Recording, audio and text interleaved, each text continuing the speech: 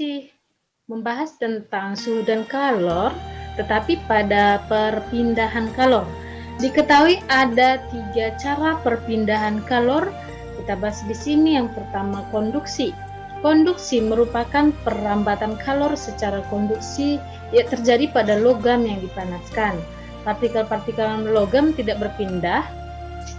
Perpindahan kalornya terjadi secara berantai oleh partikel yang bergetar semakin cepat pada saat kalor yang masuk logam semakin besar, dan getaran partikel akan memindahkan kalor pada partikel di sampingnya. Demikian seterusnya.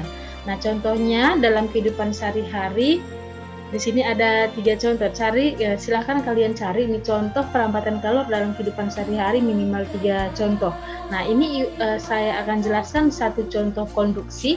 Kalau misalnya kita memanaskan besi, satu ujung dimasukkan ke api dan ujung yang lain kita pegang, maka nanti ujung yang kita pegang itu akan lama-lama menjadi panas.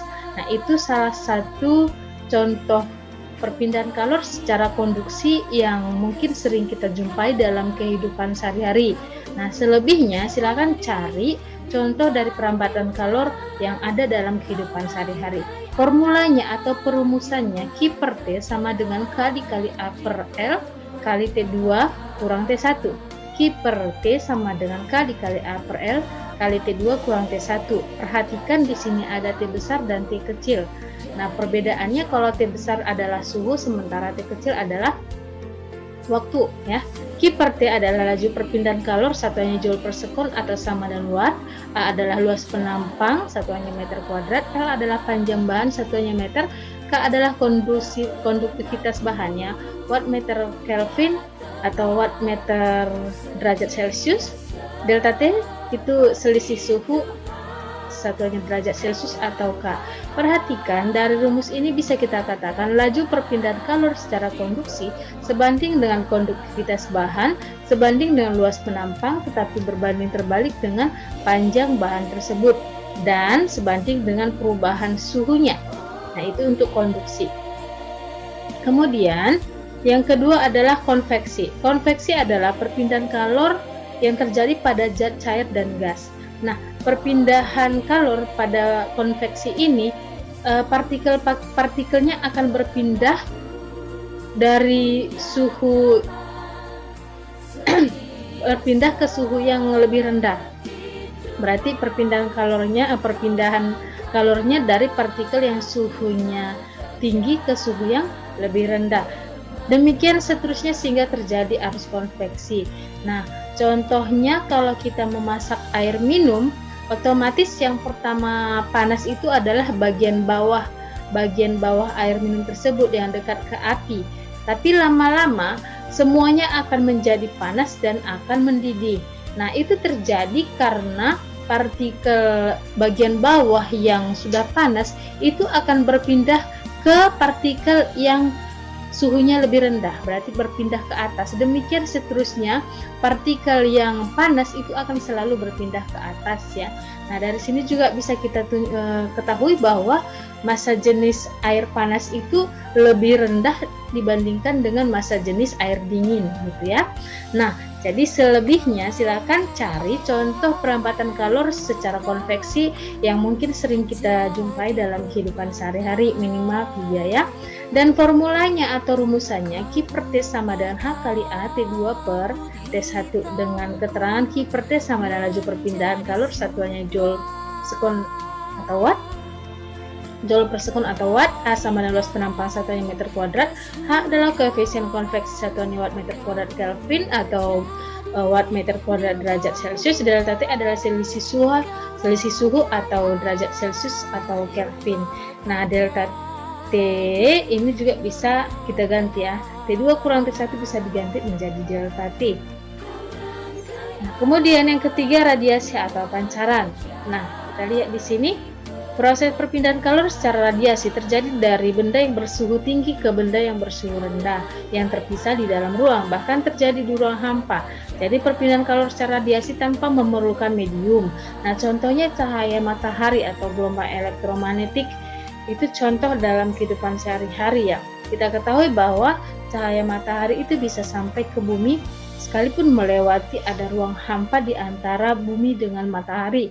Nah, selain itu juga radiasi ini kita alami juga. Contohnya, kalau kita mendekatkan tangan kita ke kulit teman kita, kita merasa panas, itu termasuk radiasi.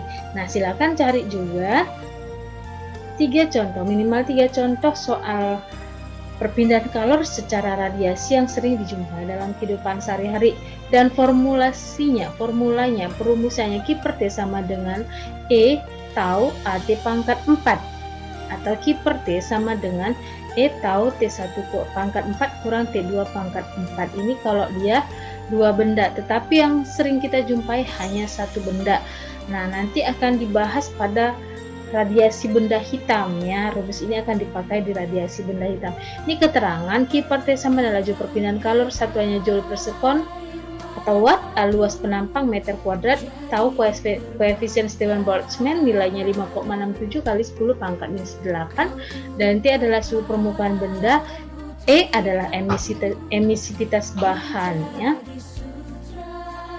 Nah, ini contoh-contoh konduksi yang mungkin ada di sekitar kita, tapi tetap juga harus dicari apa saja kira-kira contoh dari konduksi, konveksi, dan radiasi yang sering dijumpai dalam kehidupan. Nah, kita lihat contoh soalnya. Jendela kaca di sebuah kamar memiliki luas 1,5 meter kuadrat. Perbedaan suhu antara permukaan jendela dan ruang sebesar 2 derajat Celcius. Koefisien konveksi pada keadaan itu 7,5 kali 10 pangkat minus 5 kalori per sekon cm kuadrat derajat Celcius. Berapakah kalori yang diterima oleh jendela? Pembahasannya H sama dengan H kali A kali delta T. H ini sama artinya dengan Q per T ya. H ini sama artinya dengan Q per T. Jadi dengan mengisikan nilai-nilainya, maka diperoleh H sama dengan 2,25 kalori per sekon. Lihat di sini satuan dari A-nya ya, satuan dari A-nya itu satuan dari ini seharusnya rumusnya H ya. Satuan H-nya udah dalam satuan kalori per sekon cm kuadrat derajat Celcius. Kemudian ini 1,5 meter kuadrat ini diubah menjadi cm kuadrat. Makanya di sini satuannya menjadi 2,25 kalori per sekon ya. Nah, kemudian ini terjadi perpindahan secara konveksi.